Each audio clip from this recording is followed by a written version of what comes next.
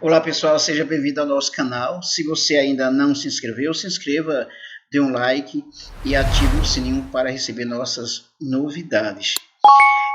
As principais notícias do dia de hoje aqui no Estadão, o Senado trava a revogação da Lei de Segurança Nacional usada para inibir críticos de Bolsonaro. Repetindo, o Senado trava a revogação da Lei de Segurança Nacional usada para inibir críticos de Bolsonaro. Casa nem sequer definiu um relator para analisar o projeto que altera a legislação elaborada no período da ditadura militar. Proposta já foi aprovada na Câmara. Essa questão da Lei de Segurança Nacional, uma das coisas que chamou a atenção esta semana, nesse período de manifestação contra o governo Bolsonaro, foi a prisão de um professor em Goiânia pela Lei de Segurança Nacional, porque ele estava tinha colocado uma faixa no carro Bolsonaro genocida. É bom chamar a atenção lembrar o seguinte, que a Lei de Segurança Nacional é um entulho da ditadura militar, assim como afirmou o ministro do Supremo Tribunal Federal, o Ricardo Lewandowski.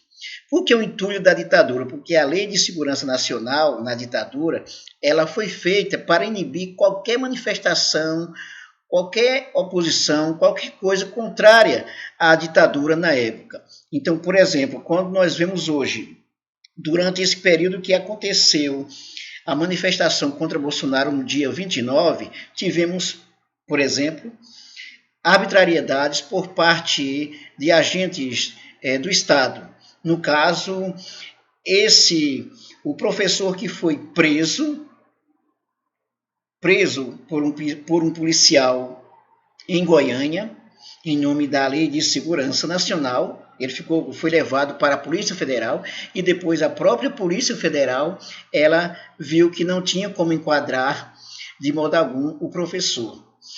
Outra arbitrariedade cometida contra os manifestantes.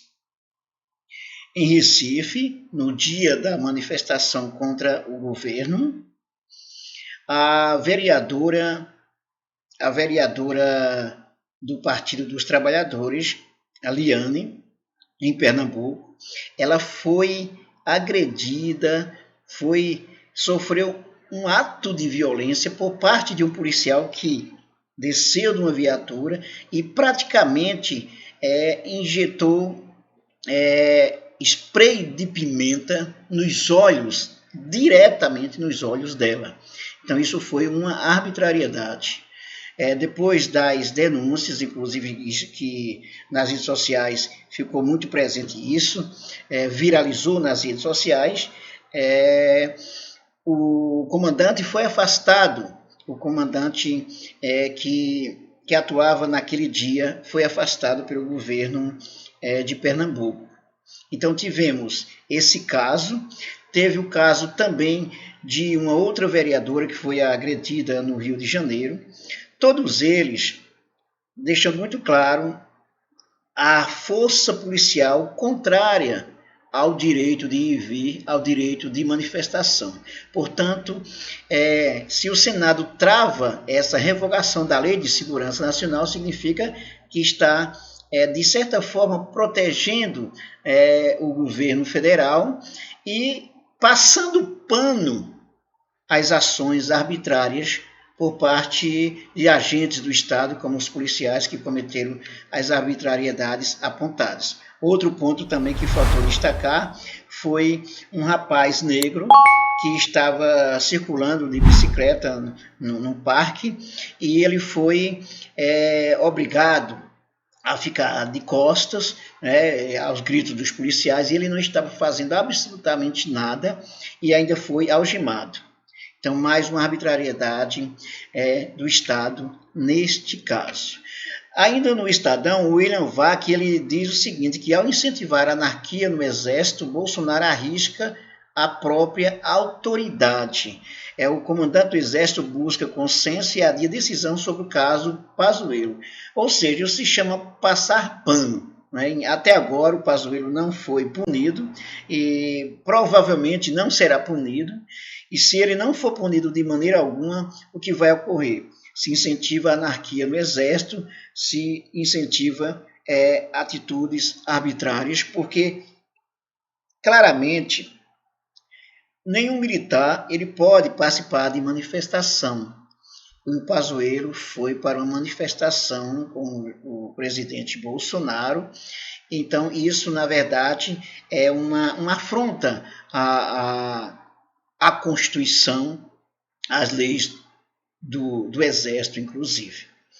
Então, se acontece, e até agora ele não foi punido, pelo contrário, em vez de ser punido, ele recebeu foi um cargo aí de secretário de alguma coisa aí, assessor, e que vai receber nada menos do que 16 mil, então 16 mil reais. Até agora, essa é o que a gente pode dizer a punição que o Pazuello recebeu. E uma coisa interessante, o editorial desta quinta-feira, o editorial do Estado de São Paulo, diz o seguinte, que a nomeação de Pazuello premia militar que desprezou a farda que veste.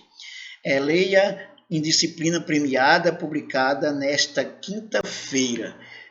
Somente um ponto aqui, vamos ler essa primeira parte aqui, que diz o seguinte, o presidente Jair Bolsonaro nomeou o general-intendente Eduardo Pazuello, ex-ministro da Saúde, para a Secretaria de Estudos Estratégicos da Secretaria Especial de Assuntos Estratégicos da Presidência da República.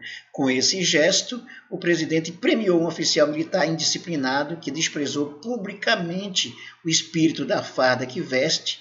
As consequências desse gesto são nefastas e potencialmente perigosa. A nomeação não causa surpresa, o intendente Pazuello vem demonstrando há muito tempo ter a principal, ou talvez única qualidade exigida por Bolsonaro em sua administração, lealdade canina ao chefe. Na CPI da pandemia, o ex-ministro da Saúde agrediu a inteligência alheia de maneira constrangedora para defender Bolsonaro, o principal responsável pelas enormes dificuldades que o Brasil enfrenta no combate à pandemia de Covid-19. Agora vamos para o Globo. A colunista Malu Gaspar destaca de olho em 2022, Bolsonaro prepara um Bolsa Reeleição, um novo programa de transferência de renda. Detalhes ainda estão em discussão. Com a perda do apoio da classe média em meio à pandemia, o presidente precisará ampliar auxílio emergencial se quiser ganhar as eleições. E ontem, com o pronunciamento do Bolsonaro, agora defendendo as vacinas e apresentando vários pontos aí que, na verdade, ele ignorava desde o ano passado, o Bolsonaro, na verdade, percebe que a situação para ele não está tão favorável como ele imagina, como os seus seguidores também imaginam. A CPI da Covid está avançando. Ontem nós tivemos uma participação muito importante da médica Luana, que critica de maneira muito incisiva o tratamento precoce, que, segundo ela, deixando claro, a ciência deixa claro que não existe tratamento precoce para Covid. Na verdade, o tratamento precoce, com o caso do uso da cloroquina ou hidroxicloroquina, tem trazido muito mais prejuízos, principalmente porque deixa a população à mercê de um tratamento que, na verdade, não mostra nenhuma eficiência, nenhuma eficácia contra a Covid-19. Então, essa mais uma notícia. E na Folha de São Paulo, o governo avalia incentivar consumo de energia fora do pico para conter crise, diz ministro. Bento Albuquerque descarta apagão e racionamento e diz que a solução é reduzir a dependência das hidrelétricas. Usinas do Sudeste e Centro-Oeste chegam ao fim do ano com até 10% de capacidade, diz consultoria. Esse editorial, melhor dizendo, essa notícia, ela deixa claro o seguinte, que enquanto se fala tanto em privatização, inclusive, das companhias de energia, das estatais de energia, vemos que, na verdade, as empresas sendo privatizadas não têm trazendo sucesso, de fato, para a sociedade como um todo, a não ser para um pequeno grupo. Hidrelétricas, grandes hidrelétricas, inclusive, que são dirigidas pelo setor privado e que, do ponto de vista institucional, do ponto de vista constitucional, legal, deveria garantir a energia, inclusive a energia barata para o povo brasileiro, e não é o que ocorre. Não é o que ocorre. E aí, por fim, nós temos aqui o 247, e tem um destaque, inclusive, da Manuela Dávila. O pronunciamento mentiroso de Bolsonaro revela que ele sentiu o peso das ruas. Na noite de ontem, o Jair Bolsonaro foi à TV e mentiu sobre governos anteriores e também sobre a política de vacinação em seu período. A Manuela Dávila destaca que, na verdade, o Bolsonaro percebeu o peso do povo nas ruas e está sendo marcado para as próximas semanas aí mais uma manifestação contra o governo Bolsonaro.